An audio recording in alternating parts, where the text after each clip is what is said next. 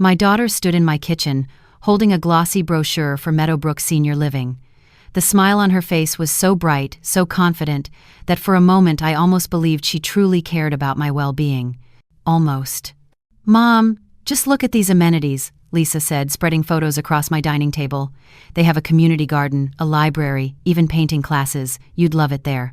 I glanced at the brochure, then at the bay window overlooking Puget Sound.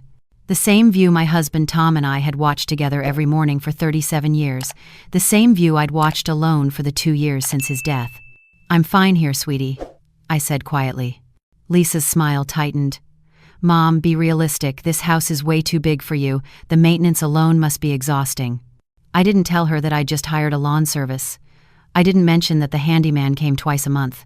I definitely didn't tell her about the letter I'd received 3 weeks ago from my brother David's estate attorney, informing me that I'd inherited his shares in the software company he'd co-founded in the 90s, shares now worth $3.2 million. I said nothing because I needed to know something first. I needed to know if my daughter loved me or if she loved what she thought I had. The signs had been there for months. Small things, really. Lisa suggesting I declassify my jewelry. Her husband James casually mentioning how much homes in my neighborhood were selling for. The way they exchanged glances when I mentioned getting the roof repaired, as if I was throwing money away on a lost cause. But it was the birthday dinner, my 62nd, that changed everything. Lisa had insisted on cooking at my place. "No need to go out, Mom, let's keep it intimate." Intimate turned out to mean Lisa, James, and their realtor friend Monica, who just happened to stop by with comparable sales data for my neighborhood. "Margaret, homes on your street are going for $1.8 million, Monica said, setting her wine glass down with practiced precision. "With the market this hot, you could probably get close to 2. "I'm not selling," I said. James leaned forward. "But think about it rationally, Margaret. You're maintaining a 4-bedroom house for one person. The property taxes alone must be $15,000 a year." 17, I corrected. "Exactly," Lisa jumped in. "Mom, that money could be going toward your care, toward your future." "Your future. Not my future." The difference was subtle, but I'd been teaching English for 35 years. I knew the weight of pronouns. "I'm comfortable here," I said. "But for how long?" Lisa's voice took on an edge. "What if something happens? What if you fall?" "I'm 62, I wanted to say. Not 92. I still hike 3 miles every Saturday. I volunteer at the library. Last month I drove to Portland by myself just because I wanted to see the roses. Instead, I said, "I'll be fine." Monica left shortly after, but not before pressing her business card into my hand. "When you're ready," she said with a practiced smile. The next morning, Lisa called. "Mom, James and I have been talking. We really think Meadowbrook is the best option. They have immediate openings, which is rare. We could tour it this weekend." I said, "I'm not interested." "You're being stubborn. Dad wouldn't want you living alone in that big house." The mention of Tom made my chest tighten. Tom, who'd loved our home. Tom, who'd built the deck himself, who'd planted the Japanese maple in the backyard, who'd spent his last good summer painting the fence white because I'd mentioned liking how crisp it looked. "Your father loved this house," I said quietly. "Dad's gone, Mom." Lisa's voice softened, but underneath was steel. "You need to think about practicality now." I thought about the inheritance letter, locked in my desk drawer, $3.2 million. David's final gift, delivered with a note in his handwriting. "Sis, remember that time Dad said we'd never amount to anything? Well, we did. Enjoy this. You earned it." David had been my best friend, my only sibling. The one who'd driven me to the hospital when Lisa was born because Tom was stuck in traffic. The one who'd sat with me at Tom's funeral, holding my hand through the entire service. He died suddenly, a heart attack at 65, and I'd only found out about the inheritance because his attorney had tracked me down. David had kept his wealth quiet, living modestly in a small apartment in San Francisco, driving a 10-year-old Honda, wearing the same jacket for years. "Wealth makes people weird," he'd told me once. "They stop seeing you and start seeing dollar signs." I was beginning to understand what he meant. The following week, Lisa showed up unannounced with paint samples. I was thinking, if you're going to sell, we should update the interior first. Neutrals are in. I could help you repaint. "I'm not selling." "Mom, you keep saying that, but you're not thinking long-term." She set the samples down with more force than necessary. "What happens when you can't manage the stairs anymore? When you can't drive?" "I'm 62, not decrepit." "I'm trying to help you." The frustration in her voice was real, but I couldn't tell anymore if it came from concern or something else, something that looked like impatience, like a developer eyeing a property they wanted to flip. That night, I sat in Tom's reading chair and opened his favorite book, Meditations by Marcus Aurelius. A passage he'd underlined caught my eye. When you wake up in the morning, tell yourself, the people I deal with today will be meddling, ungrateful, arrogant, dishonest, jealous, and surly. They are like this because they can't tell good from evil. Tom had been a philosophy professor. He taught me to look beneath surfaces, to understand motivations. What would he say about this situation? The answer came clearly. Wait and see, Margaret. Give them enough rope. So I waited. Lisa's visits became more frequent, more insistent. She brought more brochures, more helpful suggestions. James started joining her, his presence adding weight to their arguments. We're concerned about you being isolated, James said during one visit. Studies show that elderly people living alone have higher rates of depression. Elderly. I was 62 and ran a book club with 12 members. I appreciate your concern, I said, measuring my words carefully. Then let us help you, Lisa said. We've already scheduled a tour at Meadowbrook for this Saturday. I didn't agree to that. Mom, just look at it. What could it hurt? Everything, I thought. It could hurt everything, because once I step foot in that place, you'll use it against me. You'll say I seemed interested. You'll push harder. But I went. Partly because I was curious how far this would go. Partly because some small part of me still hoped I was wrong about my daughter's motivations. Meadowbrook Senior Living was nicer than I'd expected.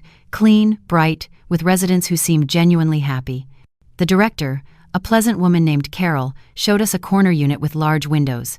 As you can see, we have 24-hour care available, though many of our residents are quite independent, Carol explained. We have a shuttle for shopping, organized activities, and our dining room serves 3 meals daily. It's perfect, Lisa exclaimed before I could respond.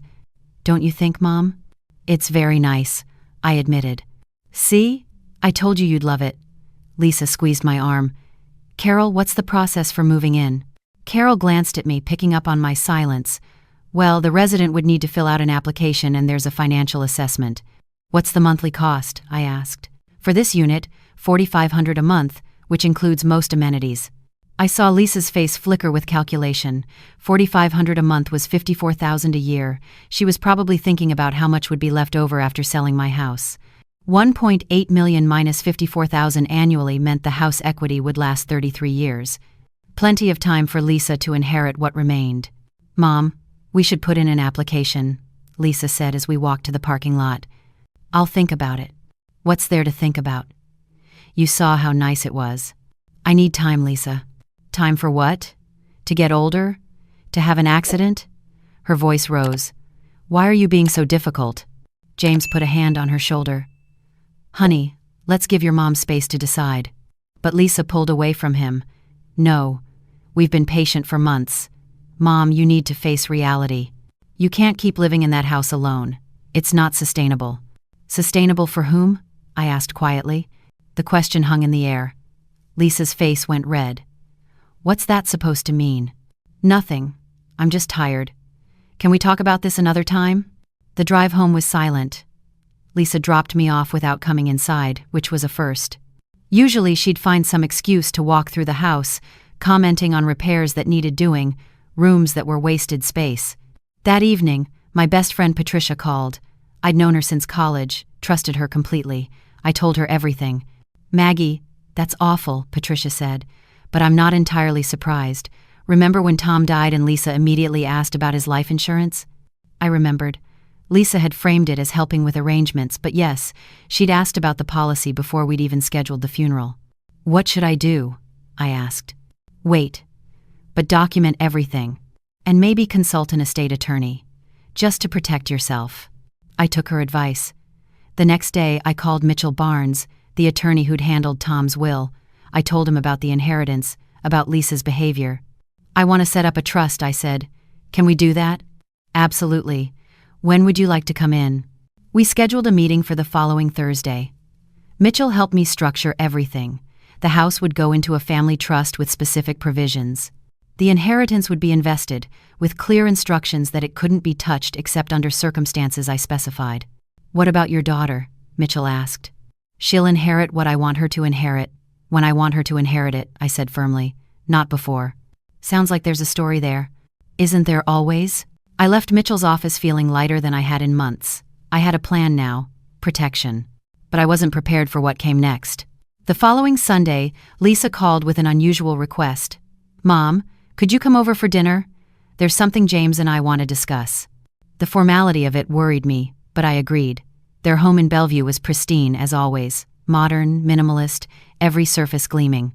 Not at all like my comfortable lived-in house with its overstuffed bookshelves and Tom's worn chair. Lisa had made my favorite pot roast, which should have warned me. She never cooked pot roast. Too much effort, she always said. We ate making small talk about weather, Lisa's marketing job, James's latest real estate development project. It wasn't until dessert, a store-bought cheesecake Lisa pretended she'd made, that James cleared his throat. "Margaret, we asked you here because we care about you deeply, and we're worried." Here it comes, I thought. Lisa reached across the table and took my hand. "Mom, we've been talking to an elder care specialist. She reviewed your situation and thinks Meadowbrook is ideal for you." I never agreed to have anyone review my situation. "We just described your circumstances," James said smoothly. The specialist confirmed what we already knew. Living alone in a large house at your age is risky, and the financial burden is significant. "I can manage my finances." "Can you, though?" Lisa's grip on my hand tightened. "Mom, I've seen the bills on your counter. The roof repair alone was $20,000. How many more repairs like that can you afford?" The bills on my counter, which meant she'd been going through my mail during her visits. I pulled my hand away. "My finances are my business, not when they affect your care." Lisa's voice took on that edge again. "Mom, James and I have been discussing this extensively. We think the best solution is for you to sell the house and move to Meadowbrook. We've even talked to Monica. She can list the house next week." "No, you're not listening." "No," I repeated, firmer this time. "I'm not selling my house." James exchanged a glance with Lisa, then pulled out a folder. "Margaret, we anticipated you might be resistant to this idea. That's why we took the liberty of drafting some documents." He slid papers across the table. I stared at them, my heart sinking as I read the header, Durable Power of Attorney. "This would give Lisa the legal authority to make financial and healthcare decisions on your behalf," James explained. "It's a common precaution for elderly individuals. I'm 62. To ensure that if something happens, someone trustworthy can step in immediately. Nothing is going to happen." "Mom, please." Lisa's eyes were actually tearing up. "Quite a performance. We're trying to protect you. What if you have a stroke? What if you fall and can't call for help? This power of attorney means I could act quickly to get you the care you need. Or sell my house while I'm incapacitated," I said quietly. The silence that followed was deafening. Lisa's tears dried instantly. "I can't believe you'd think that." "Can't you?" I stood up, leaving the papers on the table. "Thank you for dinner. I'm going home now." "Mom, wait." I said I'm going home. James moved to block my path. "Margaret, you're being unreasonable. We're family. We're trying to help." "Help." I looked at him, really looked at him. At his expensive watch, his designer shirt, the way his eyes kept darting to those papers like they were a done deal. "Is that what this is?" "Yes." Lisa's voice broke. "God, Mom, why are you making this so hard? Do you know how much time I've spent researching options for you? How many nights I've lain awake worrying about you alone in that house? If you're so worried you could visit without bringing brochures and realtors. That's not fair, isn't it?" I picked up my purse. "Lisa, when's the last time you came over just to talk? When's the last time you asked about my day, my book club, my friends? When's the last time you treated me like your mother instead of an inconvenient problem to solve?" Her face went pale. Mom, I do care. But you care more about what happens to my house." I said it gently, because even now, even knowing what I knew, she was still my daughter. "I'm not signing anything. I'm not selling anything. And I'm not moving to Meadowbrook or anywhere else." I drove home shaking. Patricia was right, I thought. I needed to protect myself because this wasn't going to stop. This was only going to escalate. And I was right. 2 days later, I came home from my book club to find a car in my driveway. Lisa's car, with Lisa sitting inside, on the phone. She ended the call when she saw me. "Mom, we need to talk." "I think we've said everything that needs saying." "No, we haven't." She got out of the car, and I saw she had more papers. I brought the power of attorney again. "I really need you to sign this." "Lisa, I already told you." Mom, please. Her voice cracked. I'm trying to help you. Why won't you let me help? Because you're not trying to help me, I wanted to say. You're trying to help yourself. But I was so tired of fighting. So tired of seeing my daughter's face twisted with frustration every time she looked at me. So tired of wondering when the little girl who'd made me Mother's Day cards had turned into this stranger who saw me as an obstacle. Come inside, I said finally. Let's talk. We sat in the living room, Tom's chair still holding its shape, his reading glasses still on the side table where he'd left them 2 years ago. Mom, Lisa began, and her voice was softer now, more like the daughter I remembered. I know you think I'm being pushy. I know you think this is about the house. But it's not. It's about you being safe. I am safe. You're alone. Dad's gone. You're getting older. I'm 62. And things happen. Remember Susan Chen? She lived alone, fell in her bathroom, wasn't found for 2 days. Susan was 87 and had osteoporosis. It could still happen to you. Lisa leaned forward. Mom, I love you. James loves you. We want to make sure you're taken care of. Is that so wrong? Put like that, it sounded reasonable. It sounded like love. But I thought about the bills she'd gone through without asking, the realtor she'd brought to my birthday, the power of attorney that would give her control over everything Tom and I had built together. Lisa, I said carefully, tell me something. If I didn't have this house, if I were living in a small apartment somewhere, would you still be so concerned about my well-being? Her face flickered. Just for a second, but I saw it. The calculation, the frustration at being caught. That's a horrible thing to ask. Is it? Yes, you're implying that I only care about your money. Her voice rose. How dare you, after everything I've done?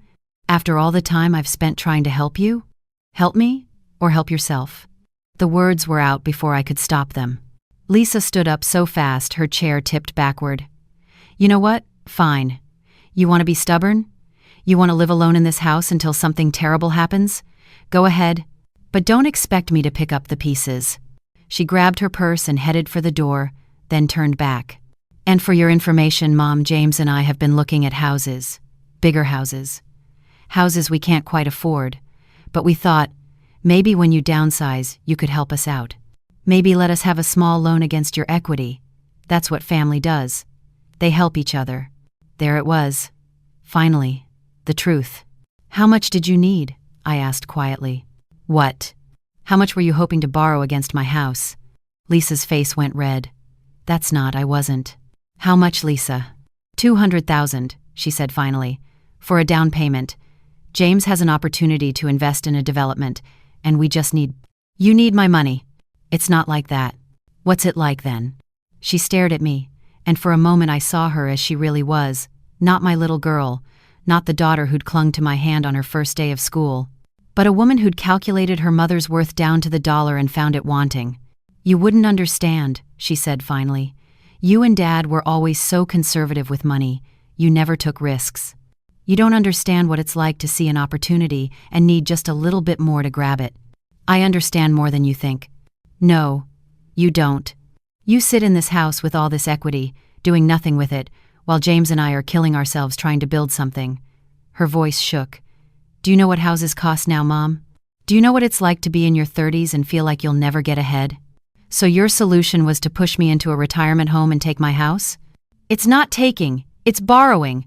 We'd pay you back. With what, Lisa? With the money you'd make flipping my house after I signed that power of attorney? The look on her face told me everything. Get out, I said quietly. Mom, get out of my house. She left. I heard her car start, heard the screech of tires on my driveway, and then silence. I sat in Tom's chair and cried. Not for the house, not for the money, but for the daughter I'd apparently never really known. The next week was quiet. Too quiet. No calls from Lisa, no texts, no just checking in visits. It was like she'd never existed. Patricia came over with wine and sympathy. Maybe this is for the best, she said gently. Better to know now than find out after you'd signed something. She's my daughter, I said. My only child. She's also an adult, making adult choices, selfish choices. I knew Patricia was right, but knowing didn't make it hurt less. On Thursday, exactly 1 week after our fight, my doorbell rang. I opened it to find Lisa standing there, and my heart leaped with hope. Maybe she'd come to apologize. Maybe we could fix this. Then I saw the man behind her. "Mom, this is Richard Chen, an elder care attorney. We need to talk." I should have closed the door. Looking back, that's what I should have done. But shock made me stupid, and I let them in. Richard Chen was smooth, professional, carrying a briefcase that looked expensive. He sat on my couch like he owned it. "Mrs. Patterson, your daughter has expressed concerns about your ability to manage your affairs." "My ability is fine. Nevertheless, she's asked me to discuss options for ensuring your well-being and the proper management of your assets." "I have an attorney." "I'm sure you do, but perhaps a second opinion would be valuable." He opened his briefcase and pulled out more papers. "These documents would establish a conservatorship." "Absolutely not." "Mom, just listen." "A conservatorship?" I stared at Lisa. "You want to have me declared incompetent?" "Not incompetent. Just needing help." Her voice was pleading now. "Mom, please. You're not thinking clearly. You're isolated. You're depressed." "I'm neither of those things." "You sit in Dad's chair talking to him like he's still here." The room went silent. Even Richard Chen looked uncomfortable. "I do talk to his chair sometimes," I said quietly. "Because I miss him. Because we were married for 37 years and sometimes I still want to ask his opinion about things. Is that a sign of incompetence, Mr. Chen? Or is it grief?" Richard Chen cleared his throat. "Mrs. Patterson, no one is suggesting you're incompetent, but your daughter has legitimate concerns about your living situation." "My living situation is my business, and the management of what I understand is a substantial asset in the form of this property. How substantial that asset is none of your concern." "Mom." Lisa's voice changed, became harder. "I know you don't want to hear this, but Dad left me as backup executor of his will. That means if something happens to you, I'm responsible for everything. I need to know what I'm dealing with. Nothing is happening to me, but it could. At any time." She leaned forward. "Mom, I've been patient, I've been kind, I've tried to do this the easy way. But you're forcing me to take legal action." "Legal action?" "Yes. Mr. Chen has advised me that given your age, your isolation, and your refusal to make reasonable decisions about your care, I have grounds to petition for conservatorship." I looked at this woman, my daughter, and saw a stranger. A stranger who'd brought a lawyer to my home to threaten me. "Get out," I said. "Mom, both of you, get out of my house right now." Richard Chen stood, clearly uncomfortable with how this had gone. "Mrs. Patterson, I'd advise you to consult with your own attorney." "I have. He's aware of the situation. Now leave." They left, but Lisa turned at the door. "You're going to regret this, Mom. I'm doing this for your own good, and someday you'll understand that." The door closed behind them. I called Mitchell Barnes immediately. "They did what?" Mitchell's voice was sharp with anger. I told him everything. "Margaret, conservatorships are serious. They're for people who truly can't manage their own affairs, but they can be abused, especially when significant assets are involved. We need to be proactive." "What do you suggest?" "First, I want you to get a full physical and cognitive evaluation, document that you're perfectly competent. Second, we need to finalize those trust documents immediately. And third," he paused. "Margaret, there's something you should know. I did some checking after our last meeting. Your daughter filed a petition yesterday to be appointed as your conservator." The floor seemed to tilt under my feet. "What?" "She's already moving forward. The hearing is scheduled for 3 weeks from now." 3 weeks. Lisa had been planning this even while sitting in my living room, crying about how much she loved me. "Can she do that?" I asked. "She can file. Whether she'll succeed is another matter. But Margaret, we need to be ready to fight this."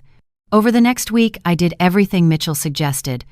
I got a complete physical. My doctor, who'd known me for 20 years, wrote a detailed letter attesting to my excellent health and mental state. I took a cognitive assessment and scored perfectly. I gathered financial records showing I'd been managing my money responsibly, paying bills on time, maintaining my property. Patricia came to every appointment with me, taking notes, being my witness. "How did it come to this?" I asked her one evening as we sat in my kitchen. "How did my daughter become this person?" "Maybe she always was this person," Patricia said gently. "Maybe you just never had enough money for it to show." It was a brutal truth, but probably accurate. The conservatorship hearing was in Judge Morrison's courtroom. Lisa showed up with Richard Chen and another attorney, clearly ready for a fight. I had Mitchell and a folder full of documentation. Lisa went first, painting a picture of a declining, isolated elderly woman making poor decisions. She mentioned my conversations with an empty chair. She talked about my refusal to accept help. She made it sound like I was one step away from being found dead in my home, surrounded by newspapers and cat food cans. It was a compelling performance, I had to admit. Then it was our turn.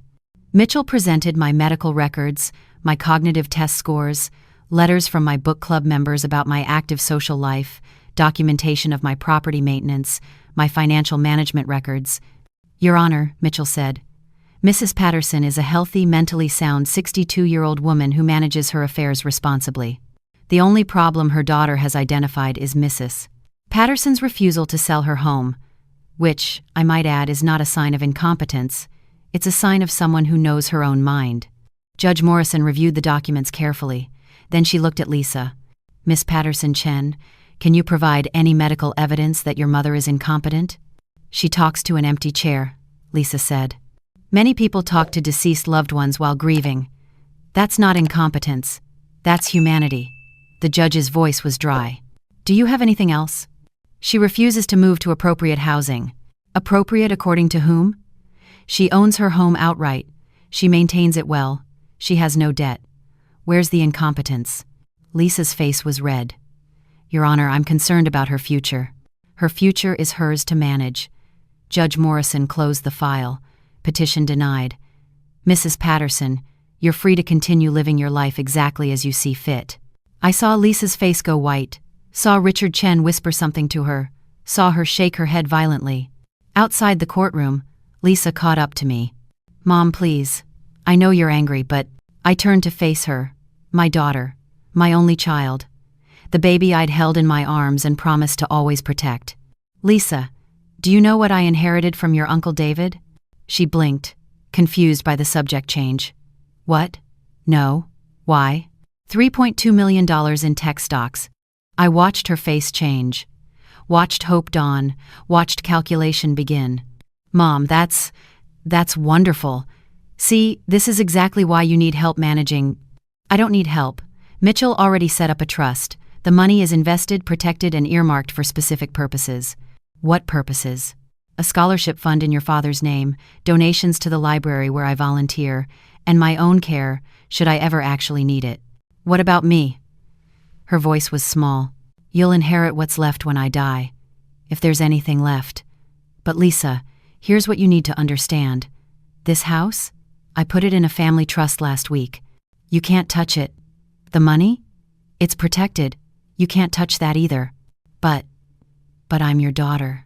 "Yes, you're my daughter. The daughter who saw her mother as a piggy bank. The daughter who tried to have her declared incompetent so you could control her assets. The daughter who brought a lawyer to her home to threaten her." "I was trying to help." "No, Lisa. You were trying to help yourself." I shouldered my purse. "Your father and I worked hard for what we have. We planned carefully. We saved diligently. And we did it so we could have security in our old age, not so you could use it for a down payment on a bigger house." "That's not fair." "Life isn't fair. Your father and I learned that. Maybe it's time you learned it too." I walked away, leaving her standing in the courthouse hallway. That was 6 months ago. I still live in my house. I still sit in Tom's chair and tell him about my day. I still watch the sunrise over Puget Sound every morning and think about how lucky I am. Patricia comes for dinner every Tuesday. My book club meets here twice a month. The scholarship fund in Tom's name awarded its first grant last week, sending a deserving student to study philosophy. Lisa sends occasional texts. "Just checking in. Hope you're well. Never anything deeper. Never an apology." I respond politely, but briefly. Maybe someday we'll rebuild our relationship. Maybe someday she'll understand that what she did was wrong.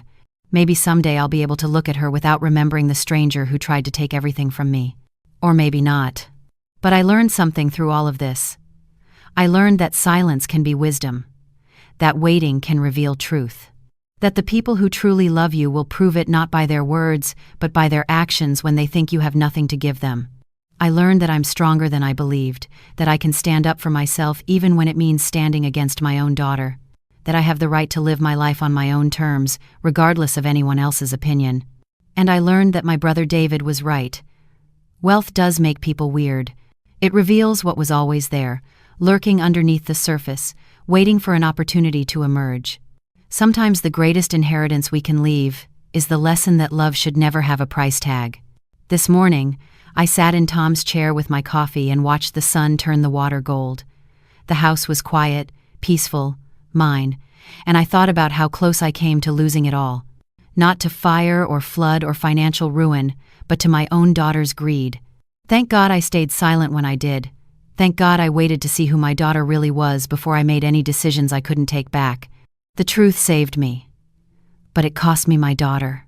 I'm still not sure which inheritance is more valuable, the money David left me, or the wisdom I gained from almost losing everything. But I know this. I'm 60, 2 years old. I have a beautiful home overlooking the Sound. I have friends who love me for myself and not my assets, and I have peace. Some days, that feels like the richest inheritance of all.